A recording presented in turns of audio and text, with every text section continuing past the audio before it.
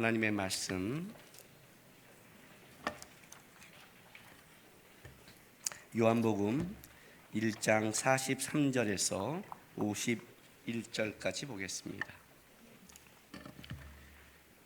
요한복음 1장 43절에서 51절까지입니다. 한 절씩 교독하겠습니다.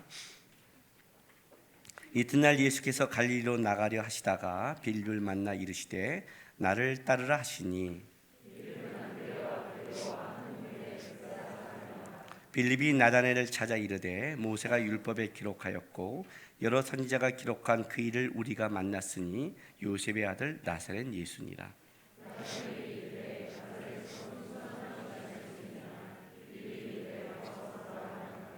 예수께서 나다나엘이 자기에게 오는 것을 보시고 그를 가리켜 이르시되 보라, 이는 참으로 이스라엘 사람이라 그 속에 간사한 것이 없도다.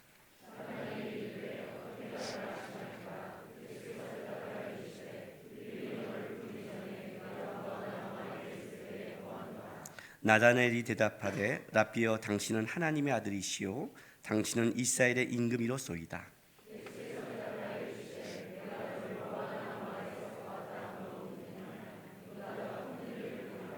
같이 있습니다. 또 이르시되 진실로 진실로 너에게 이르노니 하늘이 열리고 하나님의 사자들이 인자 위에 오르락 내리락 하는 것을 보리라 하시니라. 아멘. 성경을 볼 때 여러분이 한 가지 꼭 명심해 둘 건 뭐냐면, 하나님이 어떤 사람을 아무리 사용하고 하나님이 어떤 사람을 쓴다 할지라도 그 사람에게 다른 사람보다 좀 나은 의나 다른 사람보다 좀 나은 더 실력이 있어 뽑은 게 아니라는 겁니다. 아브라함과 이삭과 야곱부터 하나님이 선택의 기준은 항상 뭐가 있었냐면 세상에 갖고 있는 혈통이나 능력이 아닙니다. 갈대아 우리에서 하나님을 끄집어냈고 또 그걸 끌어가는, 그래서 선택을 할 때 당시에 가장 능력 있는 사람은 야곱이 아니라 에서였습니다. 그 시대에는 그랬습니다. 그러나 뱃속부터 에서가 아닌 야곱이라는 것은 하나님은 혈통이나 어떤 능력을 보지 않고 하나님의 주권이 있다고 말합니다. 참 어려운 말이죠, 그죠? 그럼 하나님은 우리가 뭐 살던 지 마음대로 막 하시는 거예요? 이제 이렇게 우리가 이제 죄성이 반항을 하는 거죠. 왜냐하면 이 반항하는 게 어떤 뜻을 가지고 있냐면 하나님이 막 한다는 그런 하나님에 대한 불신이죠. 그분이 그렇게 막 할 뿐이 아니거든요. 무슨 말이냐면 여러분 것 중에 하나님이 쓸만한 게 없다는 겁니다. 혹시 있다면 주신 거겠죠. 하나님이 쓰는 사람은 쓰기 위해 주는 달란트가 있잖아요. 그렇잖아요. 저는 이게 강대산에 있으면요 심장이 안 떨려요. 이건 달란트예요. 제가 보니까 이거 달란트더라고요. 이게 떨려야 되잖아요. 왜냐면 우리 수많은 우리 동기 목사들 중에서 뜨면 이렇게 성도들의 눈을 보면 이렇게 떤단 말이에요. 눈을 보면 눈을 맞추면 목사가 떨어요. 이렇게 설교해요. 저는 눈을 봐요. 눈을 보다가 저 사람이 자거나 졸거나 기분 나쁘게 인상 쓰면 여기서 성령의 분노가 올라와요. 그래서 뭐 눈알 뽑고 싶은 막. 그게 이제 은사죠. 은사. 그러면 내가 내려가서 그러냐? 안 그래요. 내려가서 사람 볼 때 보면 또 사람 낯을 못 봐요. 내려가서는 그래요. 희한해요. 성경을 가르칠 때나 여기 올 때는 그렇단 말이에요. 이건 하나님이 주신 거죠. 하나님의 말씀을 전하기 위해 저게 준 거죠. 그죠? 그리고 이렇게 얘기를 하면서 생각이 나고 생각하면서 얘기가 나와요. 그러니까 이것도 은사죠. 말하는 은사를 주신 거죠. 그러면 이제 어떤 착각을 하냐면 내가 말하는 은사와 담대함이 있으니까 하나님이 나를 써, 이런 오해를 하게 된다는 거예요. 하나님이 쓰기 위해서 주신 거지 내가 가져서 쓴 게 아니라는 거죠. 조건이 인간에게 없다는 거예요. 오늘도 이제 오늘 우리가 보는 것 중에 이 두 가지가 섞여 있는데 이게 참 애매한 거예요. 왜냐하면 오늘도 주님께서 제자들을 부르셔요. 이 부르신 주체가 누구냐면 예수세요. 주체가 예수예요. 세례 요한을 말을 듣고 쫓았던 안드레나 사도 요한, 이 글을 쓴 게 요한, 두 사람이 요한이거든요. 사도 요한, 세례 요한이 아니라 사도 요한. 그러니까 썼단 말이에요. 그렇게 누구의 소개를 받고 했어도 예수님께서 와서 보라고 초청했고 보여줬고 그들이 예수님의 메시아를 봤기 때문에 쫓는 거고, 오늘은 좀 쫓는 양식이 달라요. 안드레와 사도 요한 같지 않고 이번엔 예수님 직접 가서 불러요. 빌립과 나다나엘은 오늘 가서 직접 불러요. 그러니까 부르심의 방법은 다를지 모르지만 한 가지 그 똑같은 근본이 있는데 그것은 예수님이 불었다는 거죠. 신앙생활의 가장 중요한 근거죠. 우리가 주 앞에 나와 예배하고 주를 믿고 있는 것은 우리에게 자격이 있는 게 아니에요. 근데 이 죄성은 자꾸 뭘 끌어당기냐면 나에게 어떤 자격을 주려고 그래요. 그리고 우리 그러잖아요. 같이 이렇게 하나님 앞에 와서 똑같은 은혜를 받으면 막 열받아요. 특히 새벽기도 열심히 하고 예배 열심히 드리고 열심히 봉사하는 사람 진짜 열받아요. 나는 이렇게 열심히 했는데 쟤는 그 예배도 빠지고 놀 때 다 놀고 갔는데 왜 똑같은 은혜를 줘? 이게 죄성이죠. 여러분, 부모는 첫째가 잘한다고 첫째 때 주고 둘째가 못한다고 둘째 때 안 주는 게 아니에요. 둘째 때 안 주는 건 어떤 면에서 안 주냐면 걔가 이 기업을 주면 다 말아먹을까 봐 안 주는 거지. 부모의 마음은 똑같이 주고 싶은 거죠. 자식이잖아요. 하나님의 마음이죠. 근데 우리는 이제 그 하나님의 마음이 없는 거죠. 그러니까 탕자의 비유로 본다면 형의 마음이죠. 응? 아니 그렇게 가서 아버지 유산 쓰고 다 쓰고 돌아왔는데 죄는 받아주시고 나를 위해서는 소 한 마리 안 잡았잖아요. 이 동생이 돌아왔다는 기쁨이 우리에게는 없는 거죠. 왜 나를 이런 대우로 하십니까? 우리는 이건 죄성이라는 거예요. 잠깐만, 이 죄성이 부모의 마음이 없는 거예요. 부르심의 근거가 그거예요. 나는 회개했잖아요. 나는 기도했잖아요. 하나님, 나는 그때 적어도 이렇게 방언을 받아서 체험을 했는데 쟤는 뭐예요? 하는 내가 갖고 있는, 내가 반응한 것이 신앙의 의의가 될 수는 없는 거예요. 모든 게 주님의 부르심 속에서 반응하기 시작하는 거예요. 어떤 이는 체험으로, 어떤 이는 결단으로, 어떤 이는 그냥 얼떨결에. 아셨어요? 그러니까 이 근거가, 그러면 우리는 뭐야? 그럼 막 살아도 돼? 이렇게 나가요. 이렇게 말하면 또 죄성들이 어떻게 반응하냐면 우리 안에 근거가 없다 이거지. 막 살아도 부르고 열심히 해도 부른다는 거지. 이렇게 나가는 거예요. 오늘 이 빈문이 어려운 거죠, 실제로는. 그런데 오늘 주님께서 예수의 사람들, 제자를 부르는 데 있어서 보니까 뭔가 그 속에 다른 게 어쨌든 있었어요. 다른 게 있는 거예요. 그걸 우리가 좀 찾는 거죠. 그 다른 게 있다고 그가 의가 될 수는 없지만, 그러나 분명히 예수님 앞에 나온 자들, 예수를 따라가는 자들, 그 예수 앞에 자라는 자들은 이 동일한 속사람의 것이 있다는 거예요. 동일한. 오늘 이제 그 빌립과 나다나엘을 예수님이 직접 찾아가서 이제 부르시는 거예요. 보세요. 요한복음 1장 43절. 이튿날 예수께서 갈릴리로 나가려 하시다가 빌립을 만나 이르시되 나를 따르라. 현재 명령이에요. 지금부터 나를 계속 따르라 하는 거예요.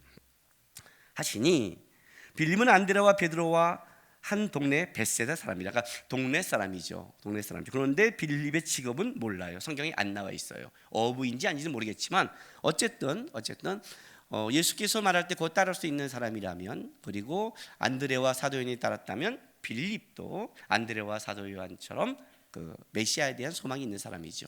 보고 따르기 시작했어요. 그런데 44절 봤더니 빌립은 45절 빌립이 나다나엘을 찾아 이르되 모세가 율법에 기록하였고 여러 선지자가 기록한 그 일을 우리가 만났으니 요셉의 아들 나사렛 예수니라. 이렇게 말하는 거예요. 안드레가 예수님을 만나자마자 베드로에게 갔죠. 빌립이 예수님을 만나자마자 누굴 찾아갔냐면 나다나엘을 찾아갔어요. 여러분이 성경에 흔히 또 하나의 이름으로 바돌로메라고 이름하는 자가 이 나다나엘이에요. 찾아갔어요.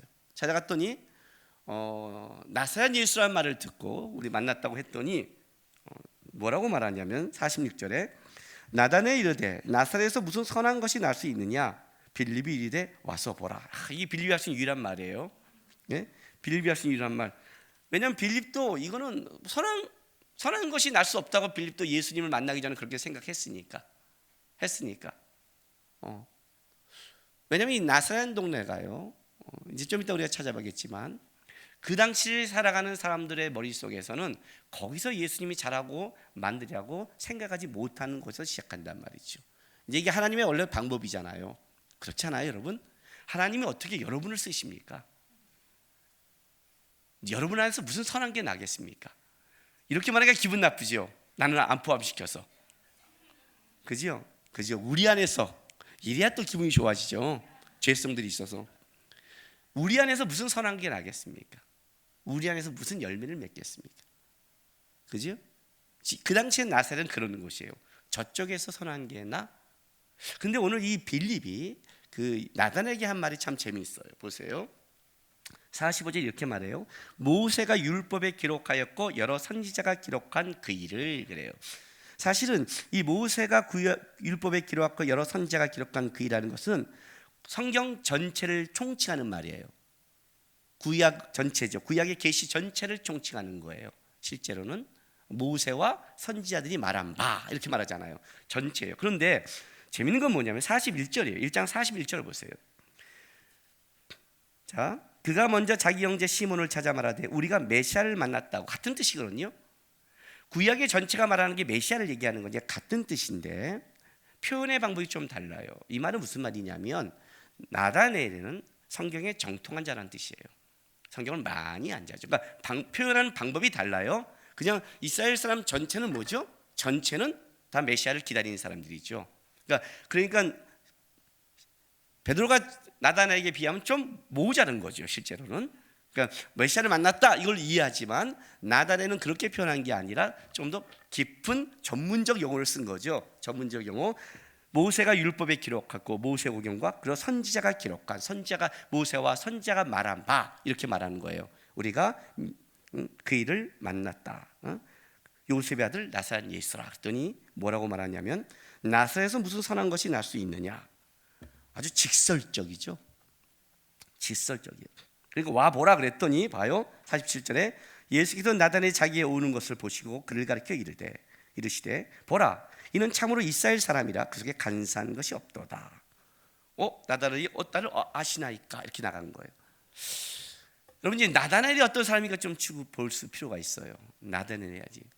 그 메시아에 대한 소망을 갖고 있는 사람이죠. 그래서 성경에 말한 바를 얘기해 줬는데 어떻게 나사에 선한 것이 날 수 있냐라고 직설적으로 말하는 거예요. 그러니까 이건 설명이 안 되니까 와서 보라 왔더니 그 속에 간사한 것이 없다는 거예요. 이 참 이스라엘 사람이래요. 자기를 어떻게 아니에요? 너무 좀 왕깔때기 같지 않아요? 보통 베드로처럼 가야 되는 거 아니에요? 나는 죄인으로서이다 이렇게 가야 되는데 어떻게 내가 간사한 게 없죠? 이렇게 가는 거예요. 너가 무화과 나무 아래 있을 때 보았다. 뭐 부처도 아니고 보리수 나무도 아니고 그랬더니 또 고백을 해요. 그냥 곧바로 당신은 하나님의 아들이시오 당신은 이스라엘의 임금으로서이다. 참 그렇죠?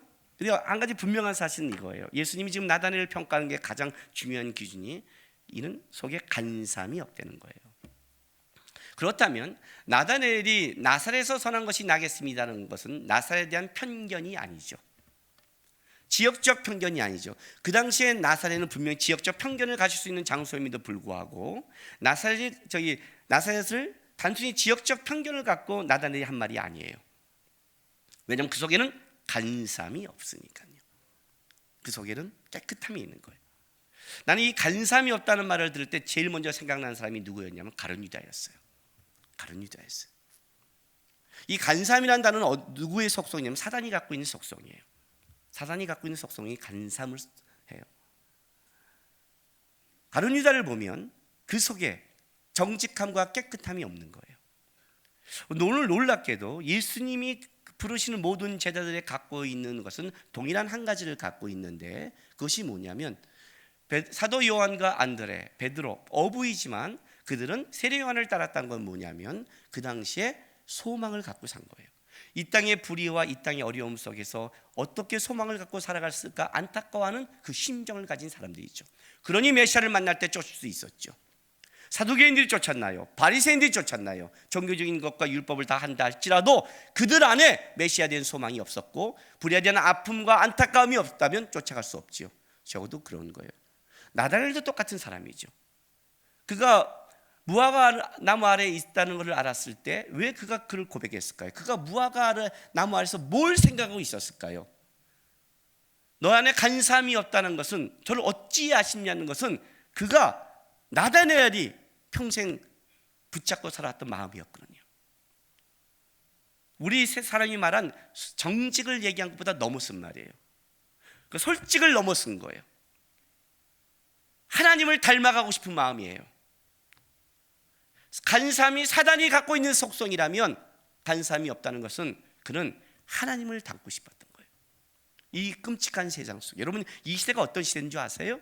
세례 요한이 나타나서 독사의 새끼들아 자식들아 회개하라고 외친 시대예요.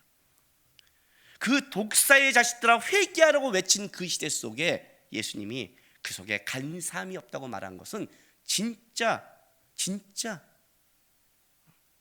경건과 하나님을 바라는 소망을 쌓았어요. 그는 아마 힘들 때마다 무화과 나무 아래 갔을 거예요. 우리식으로 만든다면 힘들 때마다 골방에 들어갔을 거예요. 힘들 때마다 교회 앞에 왔을 거예요. 그리고 그는 분명히 그 외로움과 위로를 누구한테 얻었냐면 하나님께 얻었을 거예요. 그가 무화과 나무를 있을 때 보았다는 빌립이 너를 만나기 전에 내가 보았다는 것은 그런 보았담이 아니에요. 그가 무화과 나무 아래에서 뭘 기도했고 뭘 붙잡고 뭐 때문에 안타까워했는지를 하나님이 아셨다는 거예요. 자기 속 사람을 꿰뚫어 본 거예요. 그러니 그냥 무화과 나무에 있는 게 아니라 그가 거기서 뭐 때문에 안타까움을 보았으니 너가 참 이스라엘 사람이다. 참 재밌어요. 참 이스라엘 사람이다. 하나님이 이스라엘 선택한 목적이 있는 거거든요. 오늘도 나다넬이 이런 고백을 해요. 예수님을 향해서 보세요. 자 49절 보세요. 당신은 하나님의 아들이요 당신은 이스라엘의 임금이로소이다. 베드로와 좀 고백이 다르죠? 주는 그리스도 살아계신 하나님의 아들이시다와 좀 다르죠? 이스라엘의 임금이라는 거예요. 굉장히 중요한 거예요. 참 이스라엘 사람이라고 얘기했고 이스라엘의 임금이라고 고백하는 거예요. 이게 뭐냐면 하나님의 이스라엘을 선택한 목적과 뜻이 이 안에 포함되어 있는 말이죠. 그렇죠? 그게 포함된 말이에요. 알고 있는 거예요. 나다넬이 갖고 있는 그 고민과 마음은 모든 하나님의 사람들이 갖고 있는 이 안에 있는 동일한 하나가 있어요. 그게 뭐냐면 하나님을 향한 갈망함이에요. 오늘 이 말을 듣고 예수님이 이렇게 말씀했어요. 51절 보세요. 50절 예수께서 대답해 이르시되 내가 너를 무화과 나무 아래에서 보았다므로 믿느냐? 이보다 더 큰 일을 보리라.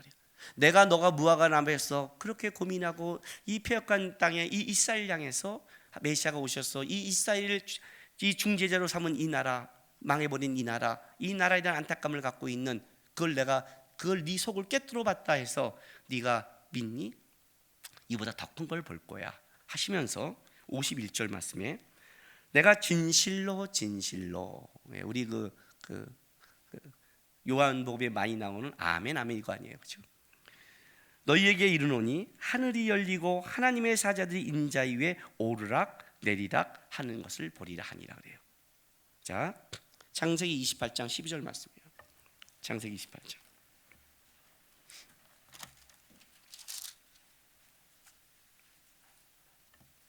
10절부터 16절까지 읽어드릴게요. 그러면서 이제 거기에 이제 12절에 그 야곱이 베델에서 돌베개를 지고 꿈을 꿨던 그 장면이 이제 나오는 거예요. 자, 10절부터 야곱이 브엘세벳에서 떠나 하란으로 향하여 가더니 한 곳에 이르러 해가 진지라 거기 유숙하려고 그곳에 한 돌을 가져다가 베개로 삼고 거기 누워 자더니 꿈에 본즉 사닥다리가 땅 위에 서 있는데 그 꼭대기가 하늘에 닿았고 또 본즉 하나님의 사자들이 그 위에서 오르락 내리락 하고 또 본즉 여호와께서 그 위에 서서 이르시되 나는 여호와니 너희 조부 아브라함의 하나님이요 이삭의 하나님이라. 내가 누워있는 땅을 내가 너와 내 자손에게 주리니 내 자손이 땅에 티끌같이 되어 내가 서쪽과 동쪽과 북쪽과 남쪽으로 퍼져나갈지며 땅의 모든 족속이 너와 내 자손을 말미암아 복을 받으리라. 내가 너와 함께 있어 너가 어디로 가든지 너를 지키며 너를 이끌어 이 땅으로 돌아오게 할지라. 내가 내게 허락한 것을 다 이루기까지 너를 떠나지 아니하리라 하신지라. 야곱이 잠에 깨어 이르되 여기 여호와께서 과연 여기 계시거늘 내가 알지 못하였도다. 이제 이 고백의 12절에 그 꼭대기가 하늘에 닿고 또 본즉 하나님의 사자들이 그 위에서 오르락 내리락 하는 걸 본다는 걸 가져온 거예요. 이보다 더 큰 일을 볼 거다. 더 큰 것이다. 그죠? 하나님의 사자들이 오르락 내리락 걸 볼 것이다. 도대체 왜 베란간 예수님께서 베드에서 그 야곱을 만난 이 꿈의 사건을 갖다가 나다넬에게 얘기했는지를 우리가 좀 알아야 될 이유가 있습니다. 야곱은요 평생 장자권을 갖기 위해서 애썼습니다. 그는 뱃속에서 장자권을 선택받았지만 그를 가져오는 방법에 있어 그는 하나님의 방법이 아니라 약탈자의 방법, 세상적인 방법을 끝까지 추구한 자입니다. 그리고 그 장자권을 가져왔는데 결론은 어떻게 되냐면 세상적인 방법의 대가로 도망가게 되죠. 그리고 베델에서 그 약속의 땅을 떠나는, 축복의 땅을 떠나는, 아무것도 잃어버린, 에서형이 날 죽이려는 끔찍함을 도망한 그 돌베개를 자고 끔찍하게 있는 그 장면 속에 하나님이 나타난 겁니다. 여러분, 현재 야곱은 어떤 야곱이냐면 믿음의 사람이요, 선택의 사람이요, 하나님이 쓸만한 사람의 조건을 아무것도 갖추고 있지 않습니다. 그냥 선택만 받았을 뿐이지 끔찍하게 인간적이고 끔찍하게 자기 걸 가지고 있습니다. 그런데 놀라운 게 뭐냐면 그때 어떻게 돼요? 하나님이 야곱에게 꿈을 주며 이 꿈을 봤더니 사닥다리가 하늘 끝에 닿았는데 천사가 오르락 내리락 걸 봅니다. 야곱이 훌륭해서 하나님이 뽑은 게 아니라 하나님이 야곱을 선택했기 때문에 주는 겁니다. 그리고 놀라운 건 뭐냐면 야곱이 사는 그곳이 뭐냐면 하늘을 닫고 있는 장소였다는 겁니다. 하늘과 연결된 장소입니다. 그리고 그 연결됐기 때문에 하늘의 축복이 야곱을 통해서 어떻게 되느냐면 내가 너와 함께 있고 너를 통해 동서온 남북으로 사방에 복을 주겠다는 축복의 약속이 이어진 겁니다. 야곱이 눈을 뜨고 이걸 깨닫습니다. 여기가 바로 하늘의 문이구나. 여기가 바로 하나님의 집이구나. 여기가 하나님의 집이라는 뜻은 이런 걸 갖고 있습니다. 여기가 하늘과 연결된 장소구나요. 그리고 야곱은 나중에 이스라엘로 바뀌는 겁니다. 하나님의 선택된 이스라엘 통해서 하나님께서 예수를 보내 하늘과 땅을 이어주는 겁니다. 이해가 되세요? 예수님이 그 얘기를 하는 겁니다. 이 현재 이스라엘의 상태를 보고 여러분 어떠냐면 나단에는 소망이 없었습니다. 왜 이러면 이 나사렛이라는 곳에 대해서 소망이 없는 줄 아십니까? 자, 왕 열왕기 보세요. 이사야서 9장 보세요.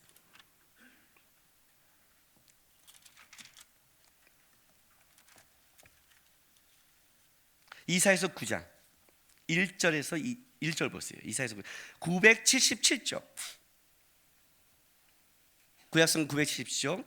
전에 고통받던 자들에게 흑암이 없으리로다. 옛적에는 여호와께서 스불론과 납달리 땅이 멸시를 당하게 하셨더니 후에는 해변길과 요단 저편 이방의 갈릴리를 영화롭게 하셨느니라. 이렇게 나갔어요. 이사야의 예언인데 옛적에는 스불론과 납달리 땅, 이 스불론과 납달리 땅이 갈릴리 땅이에요.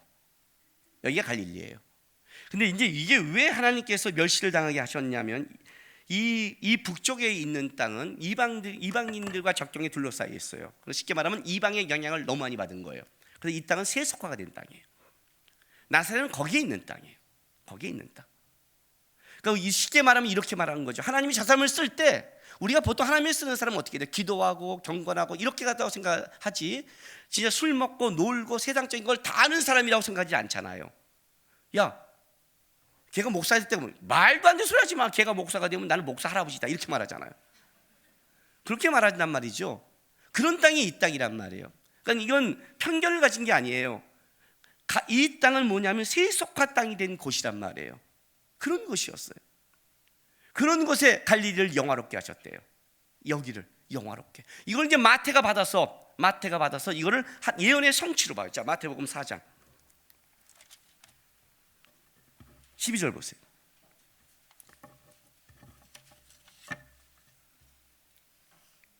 12절.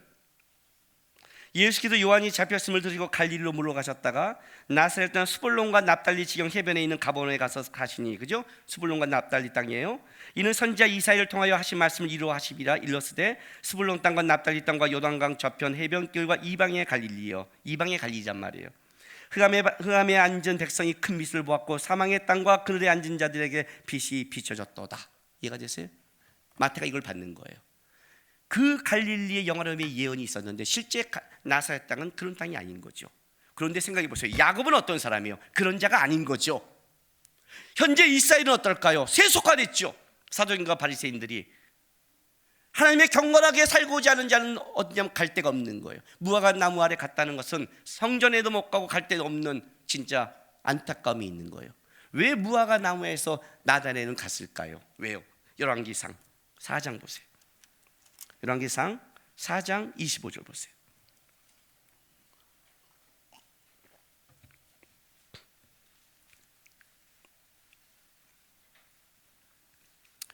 (517쪽) 솔로몬이 사는 동안에 유다와 이스라엘이 단에서부터 브엘사벳에 이르기까지 각기 포도나무 아래와 무화과 나무 아래에서 평안히 살았더라. 이스라엘 백성들에게 무화과란 번영의 상징이기도 해요. 가장 가장 흔한 나무지만 그러나 번영의 상징인 거예요. 그가 무화과 나무 아래서 묵상했다는 것은 어쩌면 이스라엘의 번영을 다시 소망했을 거예요. 만약에 어떤 성도가 교회 앞에 기도할 때는, 교회 나와 기도할 때는 그 마음속에 뭐냐면 이 땅에 무너진 교회에 대한 소망을 갖고 있었겠죠. 그죠? 그런데 나이트 클럽에서 메시아가 왔다니 받아들이겠어요? 받아들이겠냐? 성전도 아니고 아마 나달레는 미가서 5장 2절에 의해서 베들레헴이라 생각했을 거예요. 만약 베들레헴에서 예수가 왔다 그러면 마음을 열었을지 모르겠어요. 그러나 나사렛 시작한 것은 말이 안 됐어요. 그는 무화과 나무 아래서 이스라엘의 번영을 상징하면서 회복을 상징하면서 기도했던 사람이거든요. 그런 사람이란 말이에요. 그런 곳에 있는 사람인데 거기서 어떻게 되겠어요? 지금 이렇게 말하는 거예요. 예수로 말미암아 하늘과 땅이 연결될 거다. 야곱이 이스라엘이 된 것처럼 나사렛이 하나님과 하늘을 잇는 사람이 나타날 거다라는 거예요.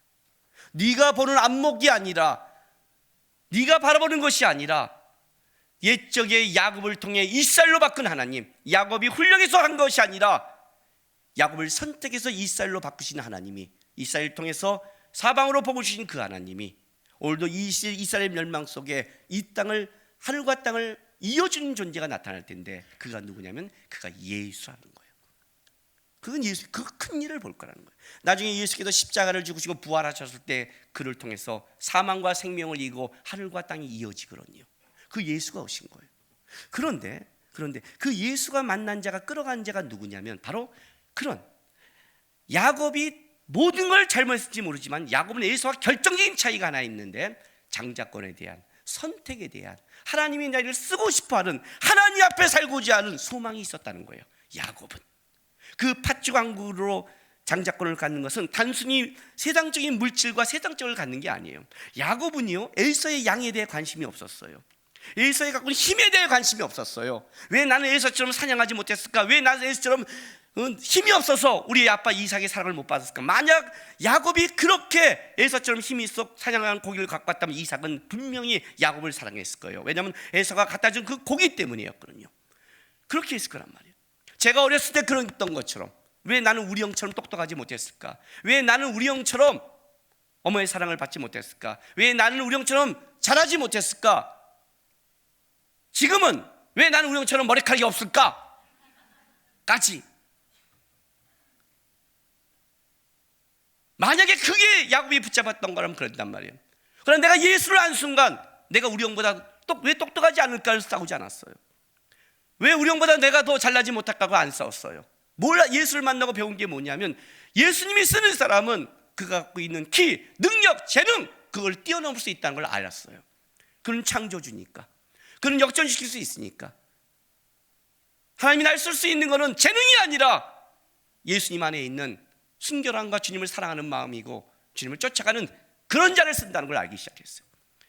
그때부터는 얼마나 똑똑한가의 싸움이 아니라 얼마나 주님을 쫓아가는가의 싸움이었어요. 야곱은 적어도 그런 갈망이 있는 거예요. 나단에 간삼이 없다는 건 그걸 말하는 거예요. 세상적인 그런 게 아니라 그 안에는 하나님이라는 순결함이 있는 거예요. 신앙인은 이래야 되는 거예요.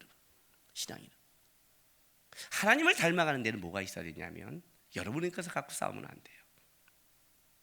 간삼이 없다는 그거예요. 내 속에 정결함을 갖고 싸우는 거예요. 내 말과 언어에 그 싸움을 하는 게 신앙의 싸움이에요. 저도 하나님을 쫓는 자는 어떤 싸움을 하냐면 간삼이 왜 나온 줄 아세요? 내 걸 붙잡아서 그래요. 가지고 싶은데 애가 오면 좋겠는데 내가 말하기는 자존심이 상한 거죠. 그죠? 인간적인 싸움인 거죠. 야, 이번엔 좀 와라 이렇게 말하면 되잖아요. 또 내가 오라면 오냐 자존심 상하게? 우린 이렇게 가잖아요. 내 걸 붙잡으니까 술술을 쓰는 거예요. 술술을. 내 걸 붙잡으니까 살짝 건드는 거예요. 그러면 뭐냐? 보면 몰라 그래요. 하나님 앞에서 봐야 되는 거거든요. 나를 하나님 앞에서 보는 거예요, 여러분. 사람과의 싸움이 아니에요. 하나님이 붙잡는 모든 자는 다 어떤 게 있냐면 하나님을 향한 갈망과 하나님을 배우는 것, 하나님 앞에서 오름. 사람과 오름이 아니라 이 싸움을 싸워왔어요. 이 싸움을 싸우는 거예요. 안드레도 마찬가지고 베드로도 마찬가지고 세리요한을 쫓았던 걸 뭐냐면 그 안에 하나님에 대한 갈망함이 있었어요. 사람에 대한 갈망함이 아니에요. 무화과 나무 있다는 걸 외로웠다는 뜻이에요. 하나님만 봤다는 거예요. 진짜 선한 걸 쫓은 거예요. 기독교의 선이란 하나님을 바라보고 쫓는 게 선이잖아요. 유교가 아니잖아요. 윤리도덕이 아니잖아요. 그가 하나님을 닮아가기 원하고 하나님 안에 있는 걸 선이라고 한단 말이에요. 그 싸움이 신앙의 싸움이거든요. 그 싸움이 신앙의 싸움이에요. 하나님이 끌어가는 건 하나님이 아세요. 그러나 우리가 해야 될 건 뭐냐면 깨끗한 그릇 아니에요. 어저께 제가 우리 설교하면서 어저께 우리 일일 부흥회 했어요. 청년들 아시죠? 청년들에게 신앙의 싸움이 뭔가를 정확하게 얘기해 줬어요. 신앙의 싸움이 영적이라고 그러니까 영적으로 가지 말라고 그랬어요. 신앙의 싸움은 하늘나라 갈 때까지 영과 육이 묶여 있다. 실제로 사단은 육을 무너뜨린다. 육이 무너지면 영이 무너진 거다. 육적인 걸 세우라고 그랬어요. 직장 생활 바로 세우고, 가정 세우고, 개인 세우고, 삶을 세우라고. 그렇게 세워야만이 되는 거라고. 왜 내 중에 사람이 없을까? 그 말을 고치라고, 행동을 고치라고. 그게 먼저 고쳐진 다음에 영적으로 채우는 거라고 했어요. 실제적인 싸움이라고 했어요. 맞지 않아요, 여러분? 여러분이 무너지는데 어디서 무너져요? 가정의 생활에서 힘들지 않으세요? 직장 때문에 힘들지 않으세요? 그죠? 인간관계 때문에 힘들지 않으세요? 실제 우리의 싸움은 그 싸움이잖아요. 거기서 하나님을 닮아가고 깨끗한 싸움을 하잖아요. 간사함이 없는 싸움을 해야 된단 말이에요. 신앙에는 하나님을 닮아가는 싸움, 그게 실제적인 싸움이잖아요. 우리의 기도가 그거 아닙니까? 하나님 뭘 해주세요, 뭘 도와주세요가 아니라 하나님 닮고 싶어요. 하나님 쫓아가고 싶어요. 이 다음에 하나님 앞에 설 때 선하고 싶어요. 이 싸움이 신앙의 싸움 아닙니까, 여러분? 그걸 아는 거예요. 어저께 제가 어떤 글을 찾았어요. 이걸 읽어줬는데 이게 우리 신앙이에요. 보세요, 여러분. 얼굴은 그분이 주셨지만 표정은 내가 드릴 선물. 몸은 그분이 주셨지만 건강은 내가 드릴 선물. 시간은 그분이 주셨지만 활용하는 건 내가 드릴 선물. 눈은 그분이 주셨지만 성경적 세계관으로 보는 건 내가 드릴 선물. 입은 그분이 주셨지만 좋은 말을 하는 건 내가 드릴 선물. 귀는 그분이 주셨지만 애써 귀 기울여 듣는 건 내가 듣는 선물. 손은 그분이 주셨지만 땀 흘려 수고하는 건 내가 드릴 선물. 발은 그분이 주셨지만 사명 따라 뛰어가는 건 내가 드릴 선물. 가정은 그분이 주셨지만 천국으로 만드는 건 내가 드릴 선물. 남편 아내는 그분이 주셨지만 사랑하고 섬기는 건 내가 드릴 선물. 자식은 그분이 주셨지만 가꾸고 키워가는 건 내가 드릴 선물. 얼마큼 하나님께 앞 선물을 준비하셨습니까? 얼마큼 하나님께 인정받습니까? 이게 신앙입니다. 이게 딱 신앙생활입니다. 하나님은 우리의 모든 걸 줬습니다. 예수의 이름으로 부르심은 똑같습니다. 예수의 부르심은 다양합니다. 빌립과 직접 찾아가서 부르던, 세례요한의 외침에 따라와서 부르던, 예수님은 부르심은 다양합니다. 근거는 똑같습니다. 우리의 인생에 다 똑같이 예수님은 부르십니다. 또 똑같이 여러분의 가정이나 삶에서 역사하십니다. 주님은 살아계십니다. 누구만 특별히 사랑하지 않습니다. 그걸 특별히 사랑한다고 느끼는 것은 그건 내가 가진 편견입니다. 그렇지 않습니다. 여러분이 가진 것은 한 방에 역전시킬 수 있는 게 주님이십니다. 그게 우리 주님이십니다. 그러나 주님이 우리 부르심이 다 똑같다 해서 여러분이 주님 앞에 사는 게 다 똑같은 건 아닙니다. 그 속에 예수님이 나단을 바라보면서 넌 참 이스라엘 사람이다, 넌 간삼이 없다라고 그렇게 말할 수 있는 것은 내가 해야 될 신앙의 싸움인 겁니다. 내가 하는 그 싸움이 신앙이에요. 주님의 하실 거는 주님께 맡기십시오. 그분은 우리에게 더 큰 일을 보여줄 겁니다. 내가 있는 장소가 하늘 이어지는 장소로 만들 수 있습니다. 내가 있는 장소가 축복의 장소로 만들 수 있습니다. 여러분이 기도하는 곳에 하나님이 역사할 수 있습니다. 아셔요? 못하는 게 아닙니다. 그러나 하나님이 축복을 맡고 있는 게 하나님이 아니라 내가 나일 수 있다는 걸 기억하시기 바랍니다. 나일 수 있는 거를. 우리 가정을 변화시켜 주세요. 사랑하고 섬기는 건 내가 드릴 선물, 가꾸고 키워가는 건 내가 드릴 선물. 이 선물 먼저 드리셔야죠. 서로 사랑하고 섬겨야죠. 서로 기도해야죠. 부인과 남편이 자녀를 위해 가꾸고 키워가며 해야죠. 거기에 하나님의 천사가 오르락내리락 할 수 있도록, 하나님이 일할 수 있도록 내가 해야죠. 내가 막으면 안 되죠. 야곱처럼 내가 변화돼야죠. 하나님이 먼저 야곱에게 이스라엘로 받기 전에 야곱을 먼저 변화시킨 걸 기억하셔야죠. 그 싸움을 해야죠. 그죠? 표정 잘 지으세요. 표정 잘 지으세요. 웃으라고요. 삐지면서 보면 몰라요. 그 표정이 그게 불행한 거예요.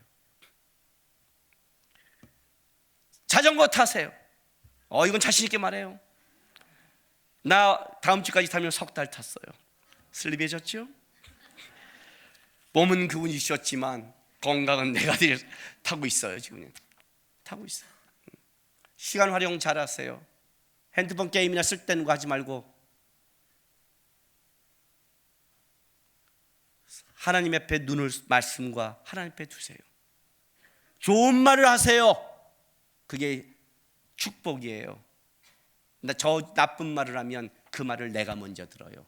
믿음은 들음에서 나요. 내가 나쁜 말을 내가 듣는 저주를 받아요. 축복의 말을 하세요. 그가 축복을 받지 못하면 어디 가서 평강을 빌라. 받지 못하면 너에게 오리라. 평강을 비는 자에게 그가 안 받으면 나에게 오는 거예요. 그러니까 여러분 이렇게 말해야죠. 진짜 꼴보기 싫은 사람한테 가서 평강을 비세요. 축복해 주세요. 못 받을 거 아니에요. 내가 흠뻑 받잖아요. 받을 만한 사람은 쓱 흘러가잖아요. 병신같이 거기서 또 저주하다가 내가 받지 마시고요.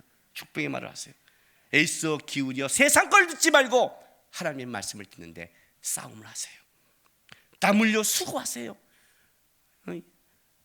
결혼해서 내 인생을 뭘까 처녀 때 잘 나가는데 하지 말고 집안일 잘하고 하라고요. 좀 설거지 좀 잘하고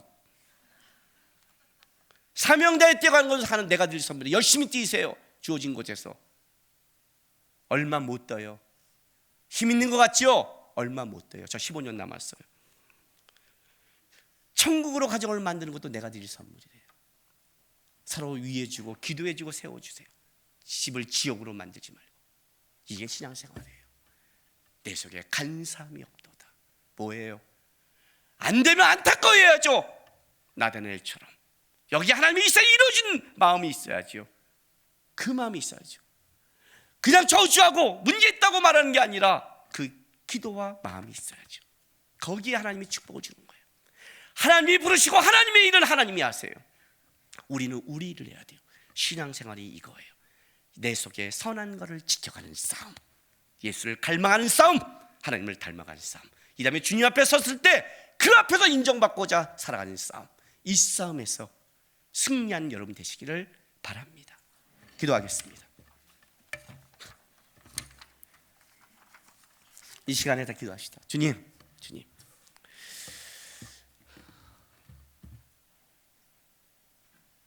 주님 살아계십니다. 주님 우리 인생 끝까지 이끌어 가실 겁니다. 주님 앞에 사는 자처럼 살게 도와주십시오. 내가 축복을 마치는 자, 내가 축복을 막는 자, 내가 다른 사람을 시험에 든 자가 아니라 내가 주 앞에 드릴 선물을 드릴 수 있는 자가 되기를 원합니다. 주님이 받으실 만한 삶과 내 안에 마음을 드리는 삶을 되길 원합니다. 하나님, 제가 가는 곳에 하늘과 땅이 이어지고 축복이 이어지는 은혜를 제가 볼 수 있도록 역사해 달라고 우리 시간 다 같이 다짐하며 기도하며 나가겠습니다. 기도하겠습니다.